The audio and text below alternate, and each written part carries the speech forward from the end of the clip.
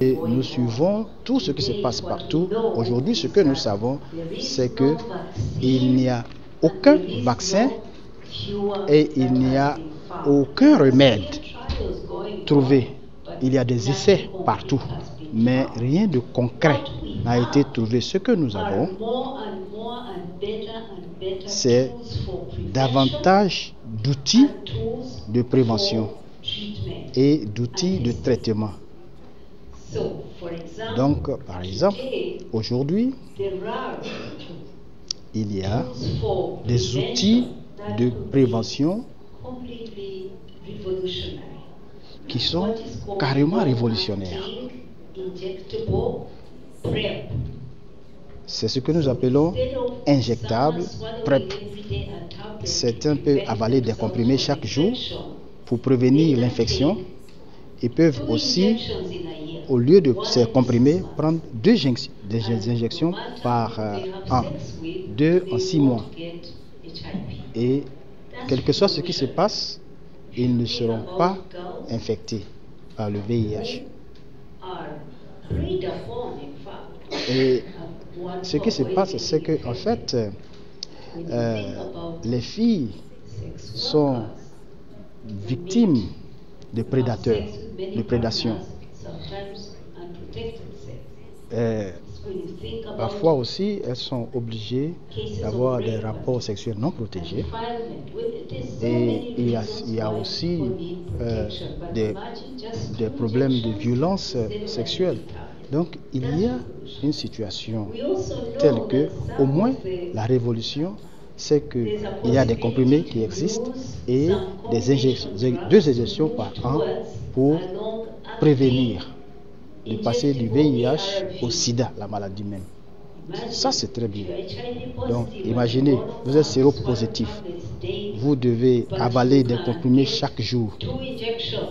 Et si vous n'aimez pas les comprimés, vous pouvez vous faire injecter 2 fois. Peut-être chaque 3 mois. Ça, c'est la révolution. Parce que, avec ceux qui n'aiment pas les médicaments, on peut avoir beaucoup de personnes qui vont préférer les injections. Et là, il y a de nouvelles choses, des innovations. Du côté du traitement et du côté de la prévention, il y a des essais qui sont de mieux en mieux. Et aujourd'hui, à l'heure où je parle, il n'y a ni vaccin, ni remède de guérison. Nous avons appris du VIH qu'on ne peut pas obtenir de résultats sans partenariat. Donc, je me félicite et je suis dans ce pays pour annoncer ce partenariat entre nous et France Expertise.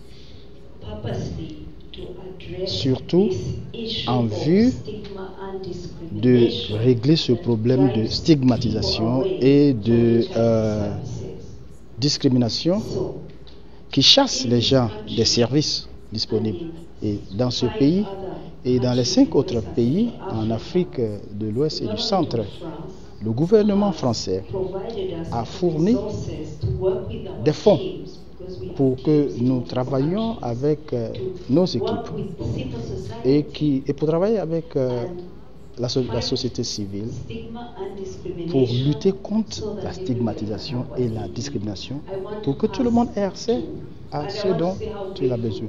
Et vraiment, je suis très reconnaissante de ce que la France nous a fait confiance et nous a confié les ressources pour nous permettre de travailler avec des partenaires au Bénin pour lutter contre cette question.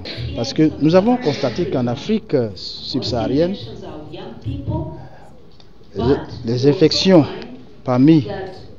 on voit les infections parmi les jeunes, mais 3 sur 4 infections en moyenne touchent les filles. Expertise France, au nom du gouvernement français, a décidé de joindre ses forces à l'ONU-SIDA afin de combattre dans 6 pays d'Afrique de l'Ouest et centrale les discriminations et la stigmatisation qui frappent les personnes vivant avec le VIH. Aujourd'hui, on a fait de grands progrès en matière de thérapeutique on a des traitements qui sont efficaces, qui permettent de mener une vie normale, mais la discrimination, la stigmatisation frappe toujours les personnes vivant avec le VIH et ça réduit leurs chances d'accéder aux soins, d'accéder aux traitements, de mener une vie sociale, une vie comme tout le monde. Ce projet a pour objectif donc de réduire la stigmatisation, les discriminations qui frappent les personnes vivant avec le VIH. Et pour ça, en collaboration avec de nombreuses organisations de la société civile, on va essayer de mettre en place des actions très concrètes pour réduire les discriminations là où elles sont les plus fréquentes, par exemple à l'école, dans le monde du travail, mais aussi dans les services de santé. Et tout ça, ça doit s'accompagner aussi d'une réforme législative, parce que dans certains pays, c'est la loi qui discrimine en premier lieu. Et donc il faut faire reculer ces discriminations, il faut parfois changer les lois, faire évoluer les lois. Afin d'atteindre les objectifs du développement durable, avec cette idée qu'en 2030, on pourrait mettre fin à la pandémie de VIH-Sida, nous avons besoin de travailler sur des aspects qui sont plus sociétaux, plus sociaux et parfois légaux.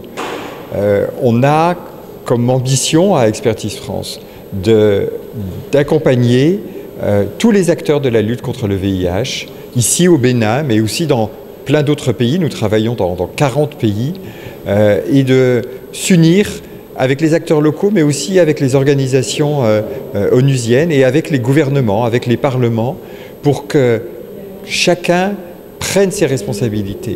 En réalité, lutter contre les discriminations, abattre la stigmatisation, c'est la responsabilité de tout un chacun. Mais ça ne veut pas dire que parce que la responsabilité est partagée, chaque individu ne l'a pas tout entière. Donc, c'est un peu comme l'amour. On est capable de le donner à plusieurs personnes, à plusieurs enfants.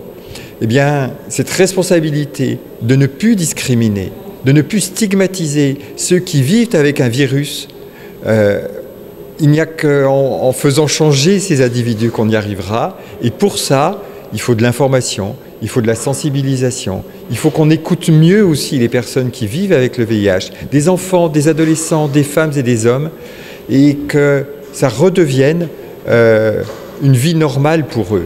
Parce que les traitements qui leur sauvent la vie, ce n'est pas suffisant. Il faut aussi qu'on les accepte tels qu'ils sont, sans peur, avec, je dirais, empathie et générosité.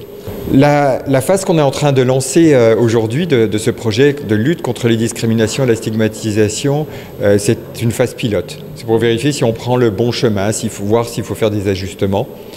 On a signé pour 1 an dans un premier temps. On verra s'il faut poursuivre. Personnellement, je suis quasiment sûr qu'on n'arrivera pas en 1 an à atteindre tous les objectifs, donc il faudra continuer. Mais encore une fois, ce n'est pas l'argent qu'on investit, la mobilisation qu'on fait à notre niveau qui suffira. C'est la mobilisation de tous ceux qui nous regardent, qui nous écoutent, qui pourra changer le destin de ces hommes et de ces femmes, de ces enfants et de ces adolescents qui vivent avec le VIH. Pour refléter au mieux notre engagement envers les communautés au Bénin, en Afrique et dans le monde, votre plateforme média Reporter Bénin Monde embrasse une plus large vision et devient Reporter Média Monde. Nous sommes le trait d'union entre les communautés et les gouvernants. Suivez-nous via notre site www.reportermediamonde.com et en vous abonnant à nos différentes pages sur les réseaux sociaux. Reporter Média Monde. Nous faisons de votre information l'actualité du moment.